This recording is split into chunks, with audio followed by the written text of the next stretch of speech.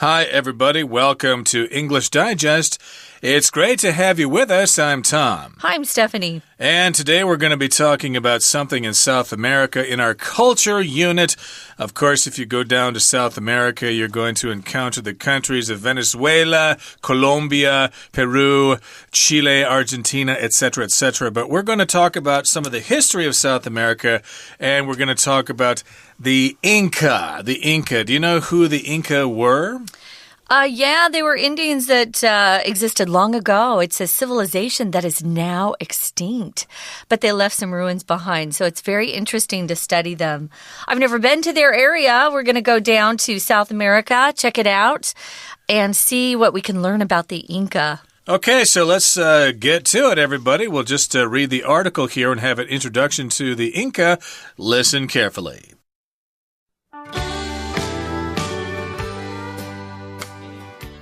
At the end of a long and difficult trek through the Andes Mountains of South America, the tourists reach their destination. Before them lie the ruins of an ancient city built of huge stone blocks, surrounded on all sides by the breathtaking Andean peaks. The travelers wander around the monuments, wondering how a civilization possessing neither horses nor wheeled vehicles could have built them. They are at Machu Picchu in Peru, once a citadel of the Inca Empire. The term Inca means ruler in Quechua, the language spoken in the empire, and was only applied to the ruling class. Later, the Spanish adventurers who conquered the Inca used it to refer to everyone in the empire. The original Inca were a small tribe from the Cusco area that grew and expanded, defeating their neighbors in the process between 1438 and 1532. The Inca emperors were known as the Sapa, or the only one in English, and were considered to be descendants of Inti, the sun god. At the height of their civilization, the Sapa ruled over vast areas of land and an estimated population of 10 million subjects. Then the Spanish arrived. Francisco Pizarro had received permission from the Queen of Spain to conquer and rule the Inca, who he knew had an abundance of gold and silver. His tiny army, consisting of only 168 soldiers, brought the great Inca Empire to its knees. Pizarro's guns and horses terrified the Inca, who'd never seen the like before. In addition, the diseases the Europeans brought with them, such as smallpox, wiped out over 60% of the Inca population. By 1572, the last resistance to the Spanish had collapsed, and most of the continent had become a Spanish colony.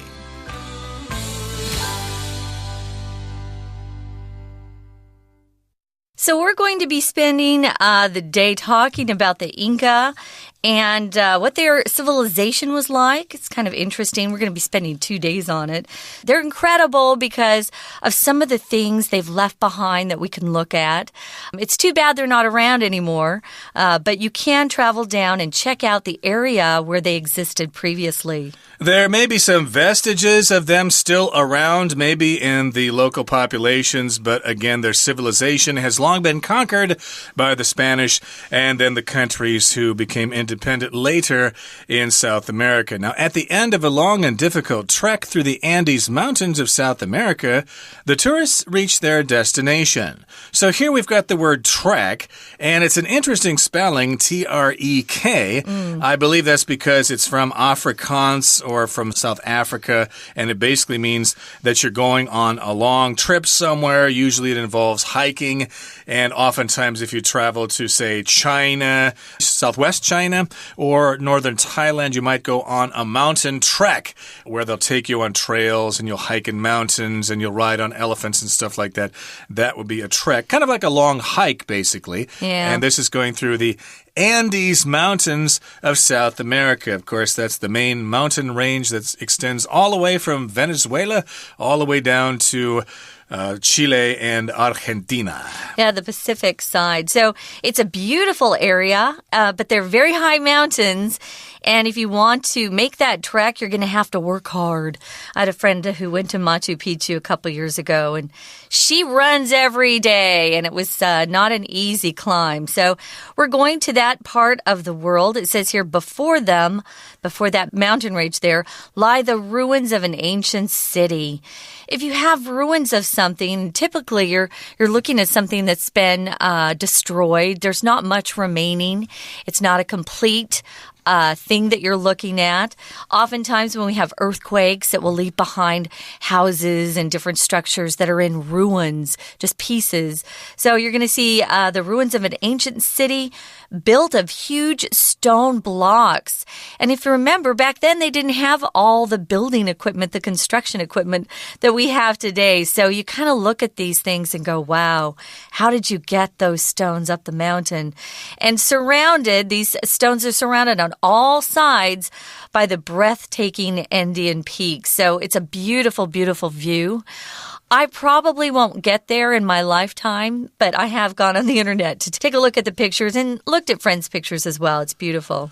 Absolutely. So that's, I guess, at the end of a trek. That's your destination. Where you're going? You're going to the ruins of Machu Picchu, which, of course, as we said, is surrounded on all sides, north, south, east, west, by the Andean mountains. Now, the travelers wander around the monuments, wondering how a civilization possessing neither horses nor wheeled vehicles could have built them. So it's quite an accomplishment that they could build these great structures in the mountains so high. So you're wandering around these monuments. Okay, a monument usually is some kind of building or structure that commemorates something. It will commemorate or recognize a person or an event in history. The Washington Monument in Washington, D.C., I believe, commemorates George Washington, the first president of the United States. And these are buildings in Machu Picchu that commemorate something, although when they discovered them, there were no people there to tell them what the monuments and the buildings were all about.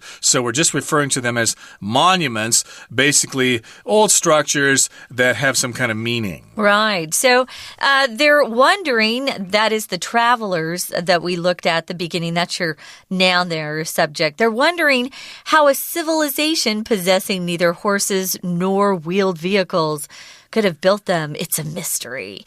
So we talked about civilization. It's when human development is taking place. They've got their own language, how they communicate, the way they live, their buildings, all of these things contribute to a civilization. And back then they possessed, or they didn't have, horses or wheeled vehicles. When you use that word neither, you need a nor. So you've got neither, noun, nor, something else follows, which is also a noun. So they didn't have horses, as far as we know, and wheeled vehicles.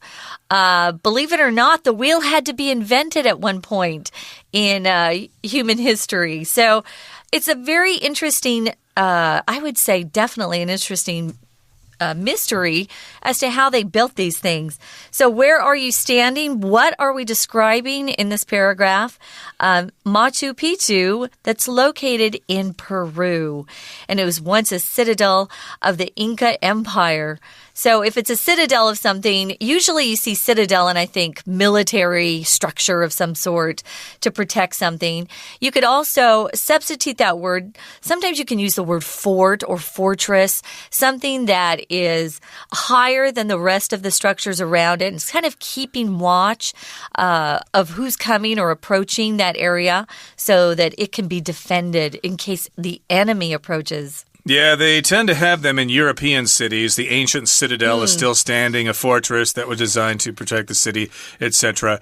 And here we're describing Machu Picchu as a citadel. At least it used to be a citadel in the past. So it was fortified. There were weapons there in case someone tried to invade it. Ooh. So yes, indeed, it was some kind of fort that had some military purposes. Now, let's move on to the next paragraph here. It says the term Inca means ruler in Quechua, the language spoken in the empire, and was only applied to the ruling class. Now, like a lot of these native peoples, their names came from different sources.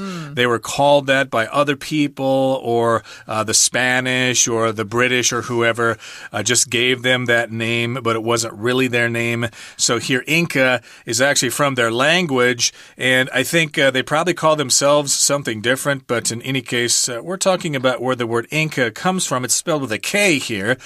Most of the times it's got a C-I-N-C-A, but this is I-N-K-A. And in Quechua, their language, it means ruler or leader. And again, it was only applied to the ruling class, people who were in charge, the aristocracy. Only they could be called this. It applied to them. It was used for them.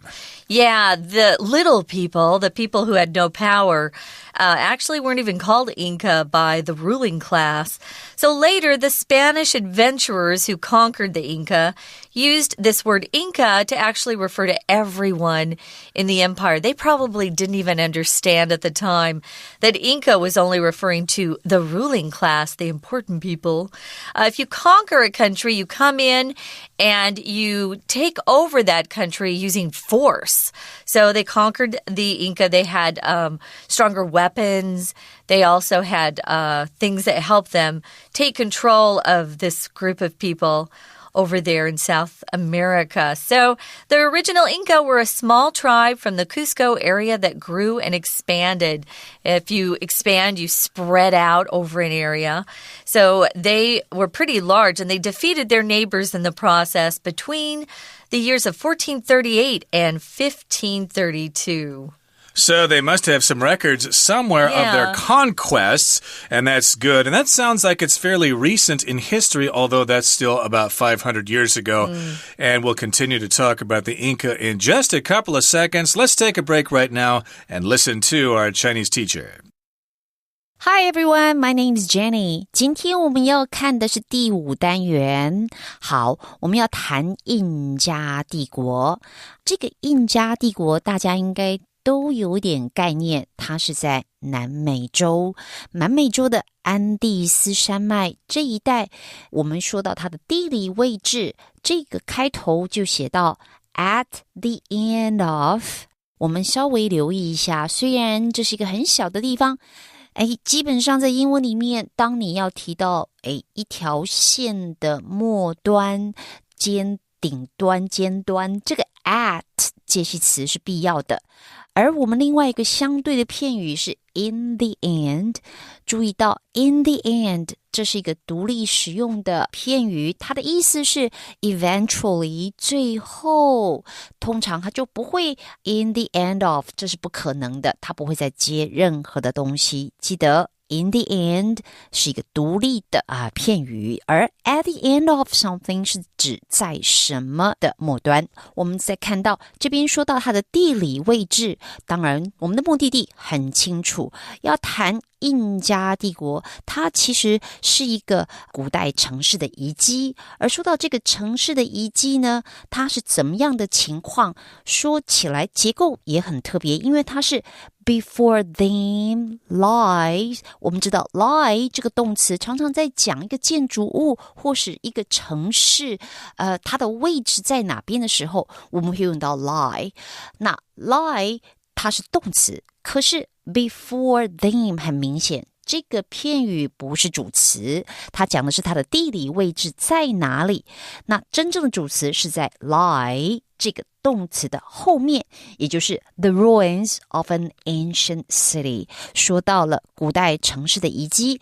那要修饰这个遗迹，你后面其实它还有很长的一连串的描述，其实这也决定了为什么这句的结构一定要用这样的倒装句，因为很明显的你要修饰主词的东西真的非常的长，而我们不会把一个英文的主词呢写得漏漏等那么长，你其实看了会很不舒服的，结构上并不好。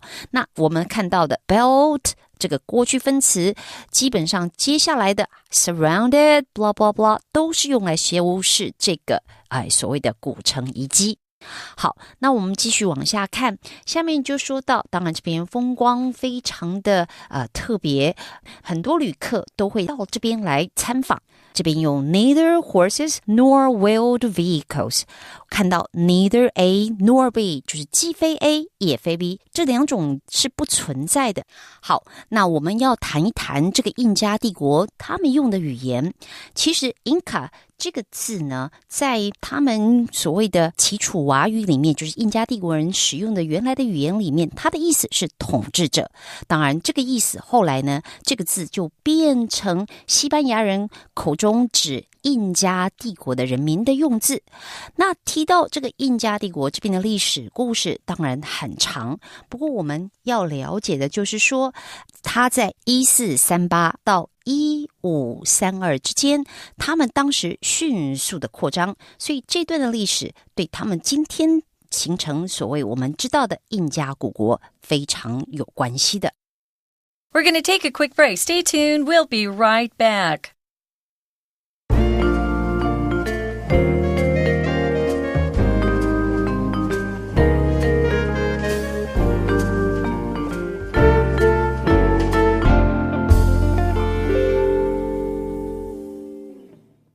We're back, guys. It's our culture unit, and we're introducing the incredible Inca, a very old or ancient empire. So we're talking about how the area where it's located is up in the Andes Mountains of South America. If you want to get there, you're going to have to take quite a trek. It's not easy. You can't just get in a bus and go up to the Machu Picchu ruins. Quite a bit of it, you just have to hike, and it's not easy. But it's worth it because I hear it's beautiful. It looks beautiful. If you check out the pictures, you're going to see a lot of monuments. And you're also going to learn more about this mysterious people, the Inca. They did exist until just recently. I mean, it's 500 years, but still, that's kind of recent if you're talking about ancient history. But they were actually all killed. You can't go and see a city full of Inca. But we're talking about their history now. We were in the second paragraph when we took a break. We talked about how the Spanish adventurers came over from Europe and they conquered the Inca, and what they were called. The word Inca actually, for the Inca themselves, only referred to the ruling class, the normal people, the little people, as sometimes we jokingly refer to, oh, I'm just a little person, I have no power. The other people weren't actually called Inca. The Spanish didn't know that, so they used that term for everyone. They certainly did, and I guess we use that word now. If there are still Inca people still around, they probably call themselves by a different name, but we're not really talking about that today. We're talking about the history of the Inca. They were a small tribe, but they expanded. They defeated their neighbors in 1432 and 1532, at least between those 2 years. And the Inca emperors were known as the Sapa, or the only one in English. Sapa is a Quechua word. The only one is what it means in English, and they were considered to be descendants of Inti, the sun god. So if you are a descendant of something or a descendant of someone, that means those people are your ancestors. So they are descendants. Basically, their genes have been transmitted, have continued down through a genetic line all the way to the present day from Inti, who is the sun god. That's the sun god in their mythology.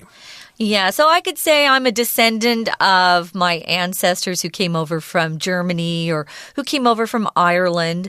You're a descendant of your ancestors. So at the height of their civilization, when they were most powerful, most strong, when they were flourishing, if you're at the height of your career, you're at the stage of your career where you actually are doing the best that you'll ever experience. At the beginning, we're working hard. We don't have much power. Our salary's low. But then as we gain experience and we get older and smarter, we reach the height of our careers. Well, at the height of their civilization, the Sapa, that ruler, he ruled over vast areas of land. Vast means great, very large. If you see that word vast, I also think of an area that you can't actually walk quickly through. It's really big. So they had a vast area of land there. And he also had an estimated population of 10 million subjects. Estimated means you're giving it your best guess. It's not a specific number, but you're in the ballpark. We'll often say that. It's a ballpark figure. I'm going to give you an estimate. You know, you didn't really count every person, but that's kind of the number that it looked like. They had 10 million subjects. That's your Sapa, the ruler. And a subject is someone that a king or queen or some sort of emperor rules over. That's right. It does not refer to a subject of study like mathematics, history, chemistry, etc. These are people who are being ruled by a king, by an emperor, or whatever. So they had like 10 million people there. Wow. Gee, that's like half the population of Taiwan. And then the Spanish arrived. The conquistadors arrived with their horses and with their gazpacho. Now, Francisco Pizarro had received permission from the Queen of Spain to conquer and rule the Inca, who he knew had an abundance of gold and silver. So we've got Francisco Pizarro, okay, he's kind of a conqueror from Spain, and the Queen gave him permission. Hey, can I go to South America there and check things out? And the Queen said, oh yes, go ahead. You can go down there and take all the gold and silver. So that's what the Queen of Spain said. She gave him permission. A lot of times you need to get permission from somebody. That just means they allow you to do something. Teacher, can I have permission to go to the bathroom right now? Please wait until the end of class. No, I can't wait. It's an emergency. I need permission. I need you to let me go. And permission, of course, is the noun form of the verb to permit, to allow. Yeah, so he got that permission. He got the okay from the boss, the queen there in Spain. And he knew that the Inca had an abundance or a lot of something, a lot of gold and silver. It's always about money. So his tiny army that only had 168 soldiers. It's amazing. Remember, they had 10 million subjects, right? He had an army of 168 soldiers, but they also had horses and guns. So if you have the right equipment, your numbers aren't as important. So he brought his soldiers with him, and they brought the great Inca empire to its knees. This phrase, to bring something or someone to its knees or her knees or his knees, just means you're able to really have so much more power over somebody that they're forced to surrender to you. You can totally control them. You know, maybe you have a big test tomorrow. Maybe you have a statistics test. Let's just use stats because it's hard. So you have a test, or maybe you have a calculus test. That was hard too. And you just are feeling like this particular subject is bringing you to your knees. It's so hard. You can't face it. So they were able, with such few people, but with guns and horses, to really take control of the Inca Empire. Yeah, I remember when we were studying this in a history class in school, they said that they were scared because they thought these men on horses were actually one creature, and they thought, wow, that's really scary. How can there be an animal like that? Yeah. And they got really scared, and they ran away and stuff. So they were conquered. They were terrified, really scared, and that's what happened here. It was brought to its knees. The empire came to an end, and Pizarro's guns and horses terrified or really scared the Inca, who'd never seen the like before. The like means something like that. They'd never seen something like that before. It was something very terrifying. Yeah, that's a bad word. It's a lot stronger than saying they were scared. If you're terrified, it's almost as if you can't even move. You're just, you don't know what to do, and your brain stops working. So they had never seen anything like this before. In addition, the diseases the Europeans brought with them, such as smallpox, wiped out over 60% of the Inca population. Just think about that. Smallpox did not even exist in South America. So they're bringing over this new disease, and the Inca's bodies, they had no way to fight it. They had never had anything even close to smallpox. So they were wiped out. If you're wiped out, it's a verb phrase we use to talk about utter destruction, but sometimes we use it as a joke too. Maybe you have a skateboard or a mountain bike and you have a big crash and you fall and you really hurt yourself. Wow, I wiped out. Or surfers will often talk about how they wiped out in a big wave. But here they were actually killed. So they were wiped out, at least 60% of the population, which is crazy. Because of that disease, smallpox, I think that is Tianhua in Chinese, if I'm not mistaken, or Niudo, I think so, smallpox. So that's a disease, kind of wiped them out, at least wiped out over 60% of their population, which is the majority of them. Yeah. And by 1572, the last resistance to the Spanish had collapsed, and most of the continent had become a Spanish colony. So by the year 1572, in the year 1572, the resistance to the Spanish collapsed. To collapse just means to fall down. It's no longer standing. They can no longer fight against the Spanish, so their resistance collapsed. Resistance means when you're resisting somebody, you don't want them to do that to you. So indeed, the resistance collapsed. They lost. They were conquered, and most of the continent of South America became a Spanish colony. Not all of it, but a big part of it. Brazil, of course, was a colony of Portugal, and Suriname was somebody else. But for the most part, Western South America was controlled by the Spanish. Okay, guys, it's time once again to listen to our Chinese teacher, and then we'll be back. 那我们继续来看哦，提到印加帝国的语言部分，那还有一点就是我们今天谈印加帝国的时候会用到的一些字，现在听起来好像不太懂，所以呢，我都要进一步的解释跟说明。因此在文章里面你会一直看到，比如说他提到 Sapa， 的 Sapa 后面他逗点在写or the only one in English， 像这种说法其实就是你 or 再加一个名词是用来解释前面听不清楚、讲不清楚、不太好懂的东西。那当他后面提到了 inti 这个字之后，我们当然不懂它是什么，所以你用逗点后面讲 the sun god。好，逗点后面这个就是一个同位语的用法。好，有时候在学历史跟地理总会出现不同的名词，记得逗点后面接的一个名词其实就是用来当同位语进一步解释说明用的。好，那我们再来看下一段，继续来谈它的历史。